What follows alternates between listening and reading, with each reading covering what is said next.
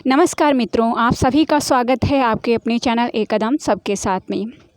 Friend, इस class में हम आपसे कुछ महत्वपूर्ण टॉपिकों पे डिस्कशन करने जा रहे हैं, जिसमें हमने पहला टॉपिक लिया है स्थापना और तर्क के जो प्रश्न आते हैं आपके किसी भी एग्ज़ाम में। मेन टारगेट हमारा नेट जेआरएफ है, तो नेट जेआरएफ में अधिकतर क्वेश्चन यहाँ से आते हैं और अधिकतर लोगों के यहाँ से प्रश्न गलत होते हैं। अधिकतर हमारे फ्रेंड जो हैं ये कहते हैं कि मैम यही प्रश्न जो है हमसे सही नहीं होती, इस वजह से हमारा नेट रह जाता है या फिर हमारा जेआरएफ रह जाता है। देखिए, ये तो जो है स्वाभाविक है, सभी तैयारी करते हैं, लेकिन उनमें से कुछ लोग होते हैं जिनकी तैयारी इस तरीके से होती है कि वो जो है अपना सिलेक्शन ले लेते हैं। तो वो कैसे तैयारी करते हैं इसी पर हम डिस्कशन करेंगे फ्रेंड। तो अगर आपको ये चैनल पसंद आए तो एक लाइक कर दीजिएगा और सब्सक्राइब कर लीजिएगा, ओके, अगर आप पहली बार इस वीडियो को देख रहे हैं। तो फ्रेंड, हमारी बहुत सारी क्लासेस आ चुकी हैं, लगभग आपको बता दें कि 2019 दिसंबर से हमने यहाँ पे कंटिन्यू वर्क करना शुरू किया है। तो अब तक हमारी लगभग 200 क्लासेस तब से आ चुकी हैं। सभी स्टडी से रिलेटेड हैं, सभी आपके सब्जेक्ट से रिलेटेड हैं। फर्स्ट पेपर जो आपका नेट जेआरएफ का है उससे रिलेटेड हैं। तो मैं यहाँ पे आपको नेट जेआरएफ और हिंदी साहित्य की क्लासेस देती हूँ, ओके।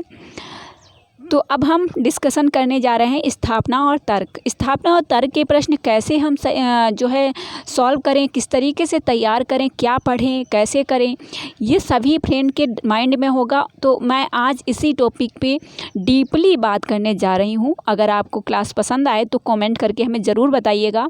दूसरा, आप लोगों से कहना चाहूँगी कि आपको किस टाइप की क्लास चाहिए, आप लोग क्या पढ़ना चाहते हैं, ये मुझे ज़रूर कमेंट बॉक्स में लिखा करिए, ठीक है। तो मैं उसी पर जो है क्लास बनाऊं फ्रेंड। नहीं तो ऐसा भी हो सकता है कि भाई मैं जो है इतना हार्ड वर्क कर रही हूँ तो उसका नतीजा भी मिलना चाहिए, उस पर की जो है रिजल्ट भी उसका दिखना चाहिए कि मैं जो हार्ड वर्क कर रही हूँ। अब मुझे तो पता नहीं कि आप लोगों के पास क्यों नहीं क्लासेस पहुँचती हैं, कि कम लोगों तक ही क्यों क्लासेस पहुँचती हैं, ओके। तो कहीं ना कहीं मुझे खेद होता है कि मैं इतना वर्क कर रही हूँ, इतना हार्ड वर्क कर रही हूँ, लेकिन इतने कम लोगों के पास क्लासेस जाती है। और इसीलिए मैं आज आप लोगों से कहने लगी हूँ, नहीं तो अभी तक मैं कभी नहीं ये बात कहती थी, ठीक है। तो आप लोग थोड़ा इस पर जो है सीरियस इस बात को लीजिएगा कि मैम आज इस तरीके से कह रही हैं। मैंने कभी नहीं फ्रेंड कहा इस बात को, लेकिन आज मैं कह रही हूँ क्योंकि लोग कैसे भी वीडियो डाल देते हैं, उनकी वायरल हो जाती है। और मैं इतना हार्ड वर्क कर रही हूँ, इस पर काम कर रही हूँ बराबर, आपके लिए 3-3 4-4 क्लासेस मैंने दी हैं अपने चैनल से आप लोगों को, लेकिन 100 व्यूज़ या फिर 200 व्यूज़ तक ही हमारी क्लासेस रुक जाती हैं। तो मैं चाहती हूँ कि ये क्लासेस हज़ारों लोगों तक पहुँचे, उनको देखें। या फिर आप मेरी कमी बताइए कि मैं कहाँ पे जो है गलती कर रही हूँ, क्या जो है ऐसी गलती है मैं जो बार बार दोहरा रही हूँ, इसी वजह से मेरी क्लासेस आगे नहीं बढ़ रही हैं। तो अगर आपको इसका नॉलेज है तो आप ज़रूर मुझे बताइएगा, ओके। तो आज मेरी ये पहली रिक्वेस्ट आप लोगों से है कि आप लोग मुझे ज़रूर बताइए कि कहाँ पर मैं वर्क करूँ, कहाँ पर जो है मेरा गलत काम हो रहा है, जिसकी वजह से लोगों तक मेरी क्लासेस नहीं पहुँच पा रही हैं, ओके। तो थोड़ा बहुत अंदाज़ा आपको भी होगा या मैं जो वर्क कर रही हूँ इसका भी, ठीक है। तो ये चीज़ें हुई, लेकिन अब हम चलते हैं अपने क्लास की तरफ। लेकिन फ्रेंड, मैं आपको बता दूं कि मैं स्थापना और तर्क के क्वेश्चन जो सॉल्व कराऊंगी आपको, तो मैं डिस्कशन करने से पहले आपको वहीं पे लेकर चलती हूँ स्थापना और तर्क के क्वेश्चंस पे, ओके। देखिए फ्रेंड, यहाँ पे हमने कुछ स्थापना और तर्क के क्वेश्चन लिए हैं।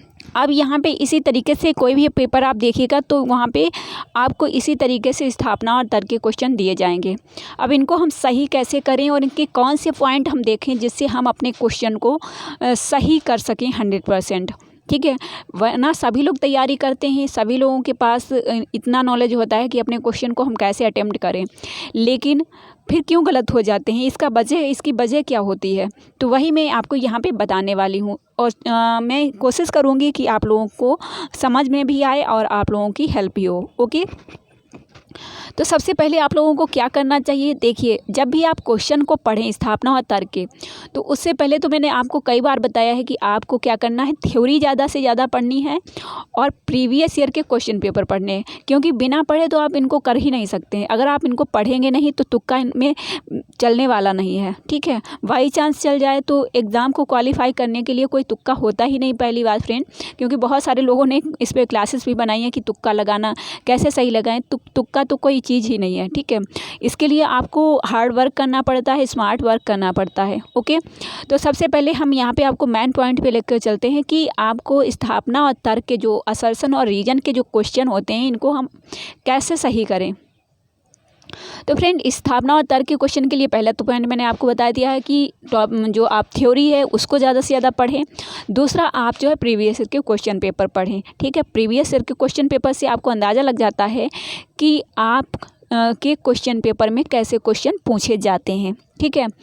फिर आपको क्या करना है, यहाँ पे अब हम आपको एक चीज़ बताएंगे कि दो शब्द ऐसे इसमें होता है, एक तो केवल शब्द ऐसा आता है जो क्वेश्चन में जो है क्वेश्चन कहीं ना कहीं उसकी जो आंसर देने में आप अगर कहीं पे केवल लिखा हो अधिकतर, तो ठीक है, तो आप जो उसको आप ज़रूर ये समझ लीजिए कि ये गलत होगा, ओके।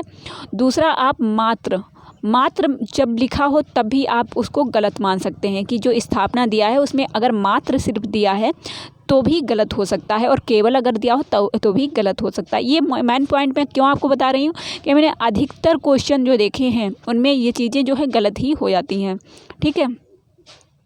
क्योंकि मेन पॉइंट ये होता है कि कोई भी क्वेश्चन पेपर आप लेते हैं, उठाते हैं, कोई क्वेश्चन आपने पढ़ा, तो कोई भी पॉइंट अगर थ्योरी से ही स्थापना और तर्क के क्वेश्चन बनते हैं, तो स्थापना और तर्क के क्वेश्चन में अगर केवल है तो वो अधिकतर गलत ही होता है। तो यहाँ पे आप पहला क्वेश्चन देखेंगे, तो इसको हम देखेंगे फिर हम समझेंगे, ओके। तो पहला जो हमारा क्वेश्चन है उसको हम पढ़ते हैं, लेकिन आपको जल्दबाजी में नहीं पढ़ना है, आपको सीरियस होकर पढ़ना है, ठीक है। और एक एक शब्द को समझना है। जैसे जहाँ व्यक्ति जीवन का लोक जीवन में लय हो जाता है वहीं भाव की पवित्र भूमि है। क्या कहा गया है कि जहाँ व्यक्ति जीवन का लोक जीवन में लय हो जाता है वहीं भाव की पवित्र भूमि है, ठीक है। अब रीजन क्या कह रहा है, इसीलिए कविता में विश्व हृदय का यह आभास कविता की यथार्थवादी अवस्था है, ठीक है। यथार्थवादी अवस्था, इसीलिए कविता में विश्व हृदय का यह आभास कविता की यथार्थवादी अवस्था है। तो फ्रेंड, यहाँ पे देखिए, विश्व हृदय का यह आभास कविता की यथार्थवादी अवस्था है। तो फ्रेंड, यहाँ पे इस चीज़ को हम अगर डीपली समझें तो यहाँ पे जो कहा गया है तो ये जो है आपका गलत हो जाएगा। और जहाँ व्यक्ति जीवन का लोक जीवन में लय हो जाता है तो वहाँ पवित्र भूमि हो जाती है, भाव की पवित्र भूमि हो जाती है, ये आपका सही हो जाएगा, ठीक है। नेक्स्ट क्वेश्चन हम देखेंगे तो यहाँ पे आपका 4 ऑप्शन राइट हो जाएगा। अब नेक्स्ट हम क्वेश्चन देखिए, जब आप एक क्वेश्चन से नहीं समझेंगे, आप कई क्वेश्चन जब लगाएंगे तब आपको समझ में आएगा, क्योंकि ये ऐसे क्वेश्चन हैं। नेक्स्ट चलते हैं, देखिए इसमें क्या कहा गया है। 57 नंबर क्वेश्चन जो है आपका, इसमें क्या कहा गया है, काव्य का आनंद लोकोत्तर और अनिर्वचनीय होता है।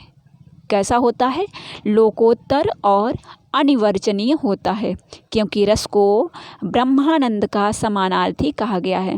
लेकिन अब आपको यहाँ पे ये भी बता दें कि आप ये अपने मन से इनको नहीं सॉल्व कर सकते जब तक आप इनको पढ़ेंगे नहीं। थोड़ी बहुत तो हिंट होनी ही चाहिए, है ना। तो जो आपके तैयार करने के मेन पॉइंट होते हैं वो मेन थ्योरी ही होती है कि जिससे आप इन चीज़ों को समझ सकते हैं और इनको सॉल्व कर सकते हैं।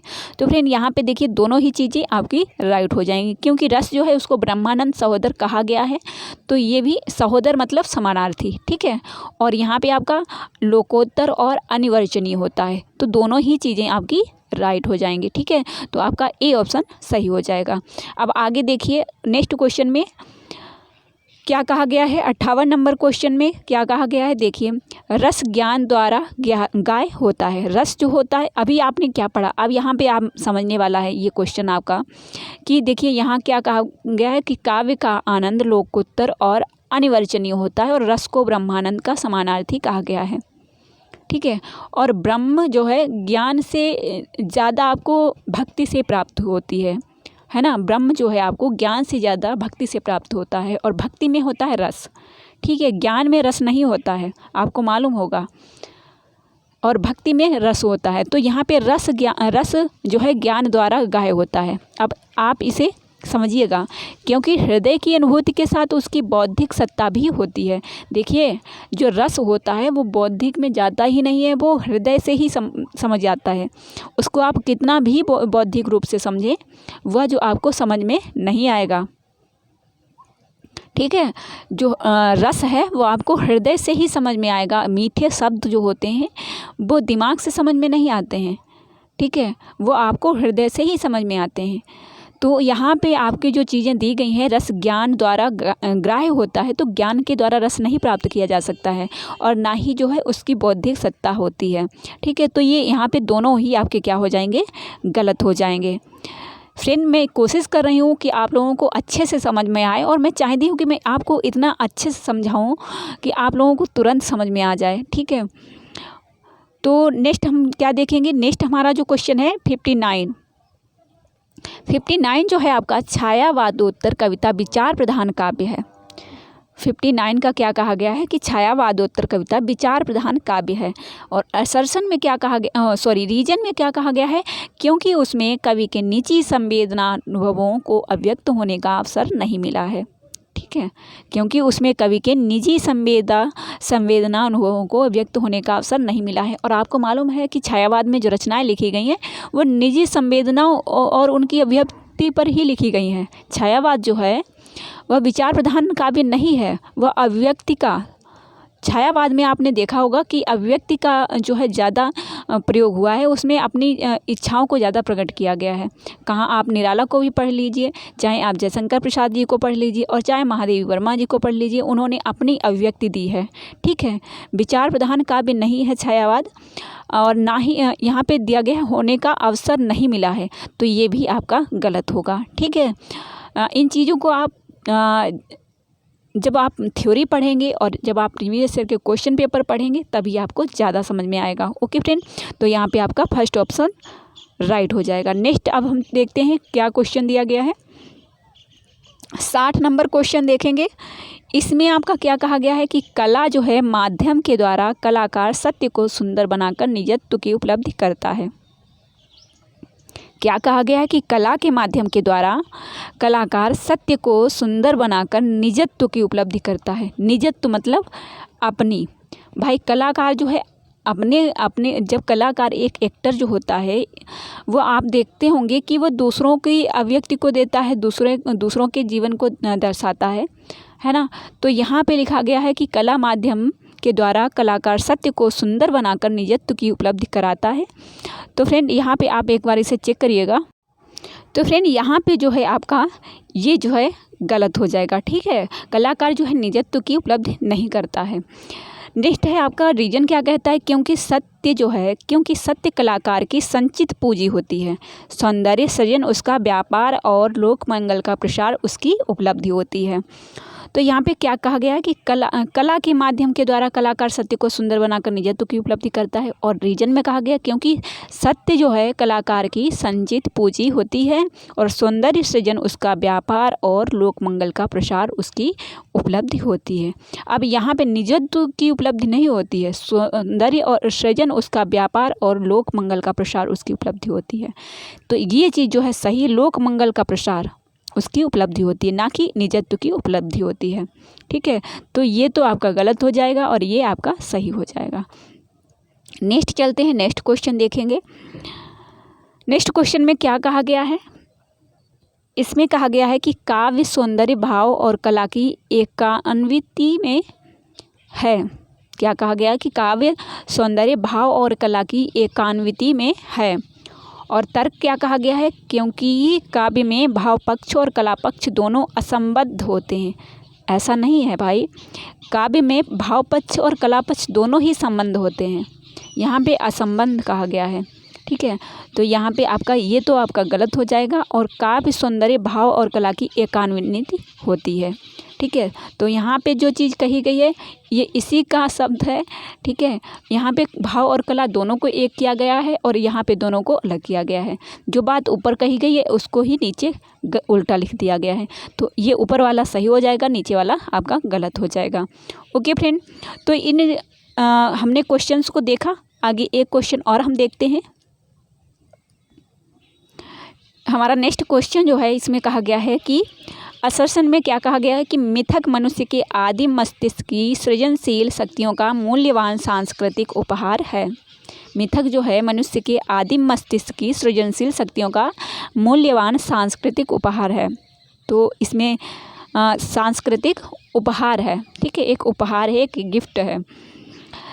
तर्क क्या कहा गया है, क्योंकि आदिम मन और मस्तिष्क द्वारा प्रकृति के तत्वों और घटनाओं के मानवीकरण की अचेतन प्रक्रिया ही मिथक रचना का मूल बनी है। तो यहाँ पे ये भी सही है कि जो अचेतन प्रक्रिया है वही जो है रचनाओं का मूल बनी है। जो एक कलाकार होता है वो अपने जो है कल्पना के माध्यम से पात्र बनाता है, उनके संवाद बनाता है ना। तो एक जो है अचेतन प्रक्रिया ही मिथक रचना का मूल बनी है। तो इस तरीके से ही एक रचना का निर्माण होता है। तो यहाँ पे दोनों ही चीज़ें आपकी सही होंगी। आई होप ये क्लास आपको पसंद आएगी और आप लोग मुझे कमेंट करके ज़रूर बताएंगे। मित्रों, अगर पसंद आई हो तो एक लाइक कर दीजिएगा और अपने दोस्तों के साथ शेयर कर दीजिएगा। ओके, तो मिलेंगे नेक्स्ट क्लास में, और नेक्स्ट क्लास में भी हम जो है असर्शन और रीजन के क्वेश्चन लेकर आएंगे और आपको बताएंगे कि कैसे इनको हम सॉल्व करें, और इस तरीके से हमारी प्रैक्टिस भी हो जाएगी।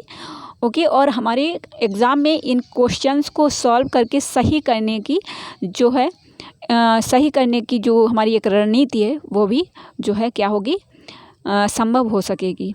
ठीक है, कि हम इनको कैसे सही कर सकें। ओके, तो यहीं पे एंड करेंगे, मिलेंगे नेक्स्ट क्लास में। तब तक के लिए जय हिंद, जय भारत।